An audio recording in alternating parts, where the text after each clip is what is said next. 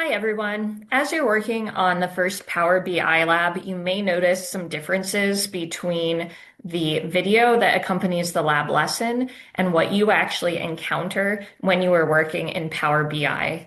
So let me show you what you may need to do. Let's pull up Power BI.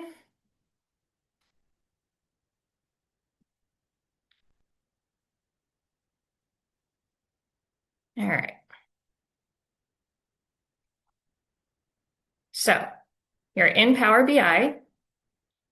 And you are going to create a new report. This is the same as the instructions in the video.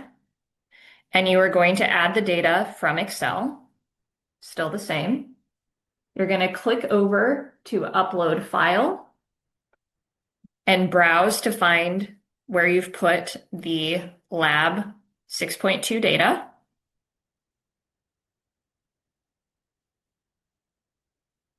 Hi, are you going to help? This is like the meme, my cat when the task requires 0 cats. Okay, again, this is the same as you will see in the video. So I'm going to select, I want all 3 sheets, customers, products, and sales transactions to be in my report. You're going to need to choose a name. This is where it starts to get a little bit different than the video. So as you can see, I've been working on this lab a lot. So I'm going to choose Lab 6.2, and we'll just do St. Patrick's Day, so I know which version it is.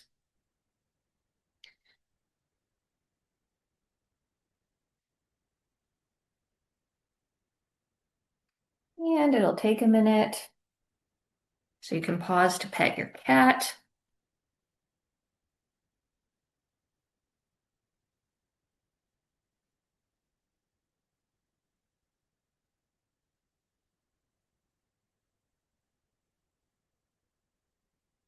All right, so here is where you might notice something different compared to the video. When it has imported in my data over here on the right, it has imported all 3 tables, customers, products, and sales transactions.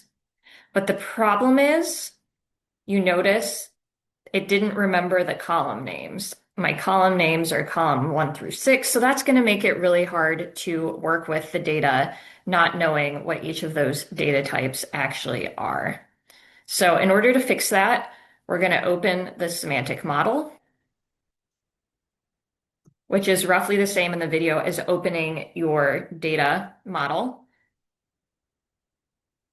You may find that it also opens by default in viewing mode. So over here in the right-hand corner, I need to change that from viewing to editing in order to be able to make changes. All right, so now we're able to edit, and we need to get it so that for each of these tables, instead of saying column 1, 2, 3, etc., it actually tells us the name of the columns as they appear in the original sheet. So the way that we're going to need to do that is to click here on Transform Data under Queries, Transform Data.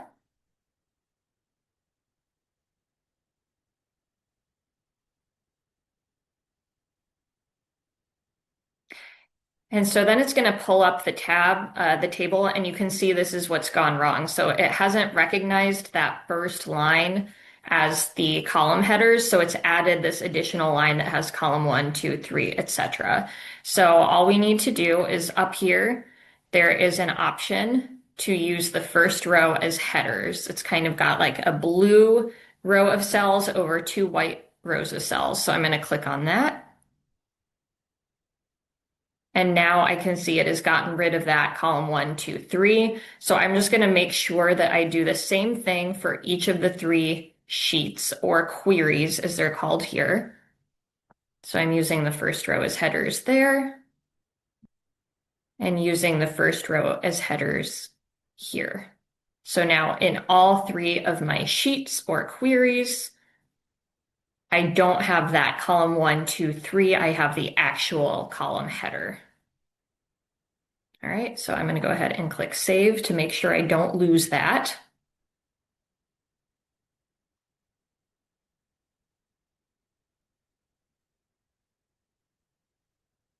And then I'm going to go back to my workspace once it's done.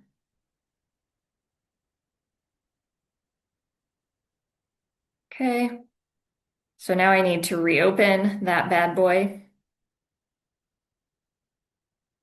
I click on it and then it'll take you to sort of this overview. So you will need to click in the upper left open to get it open all the way again so we can go back in and work on it some more. If for whatever reason it takes you back into viewing mode, just switch back into editing. So now we can see we do have for each of our tables, instead of column 1, 2, 3, we have the actual column headers. So we fixed one thing. There's one other thing that you may find when you upload the data, it isn't going to do automatically that it does in the lab lesson video, and that is the relationships between these three tables. So notice how right now there are no lines connecting these three tables, these three sets of data.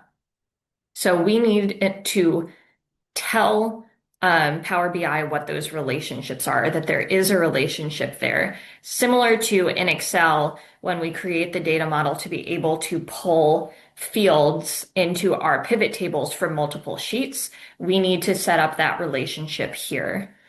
So if it doesn't do it automatically, you're going to click on Manage Relationships. And you can see there are no relationships defined yet. So first thing you can do is you can do auto detect. And that'll do part of the work for you. So it has now said, okay, I recognize that there's a relationship between sales transactions and customers and sales transactions and products.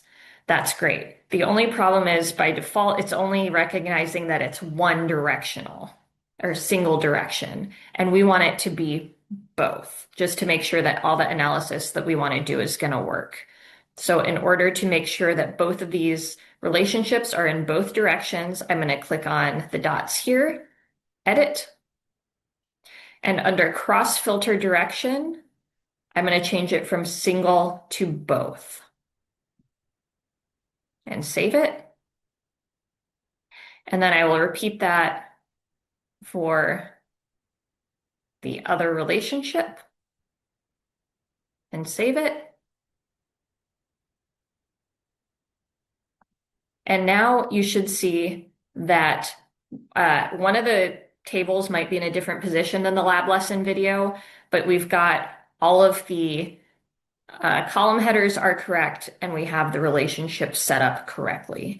So from here, you should be able to then follow the instructions as they are in the lab lesson video to complete the lab.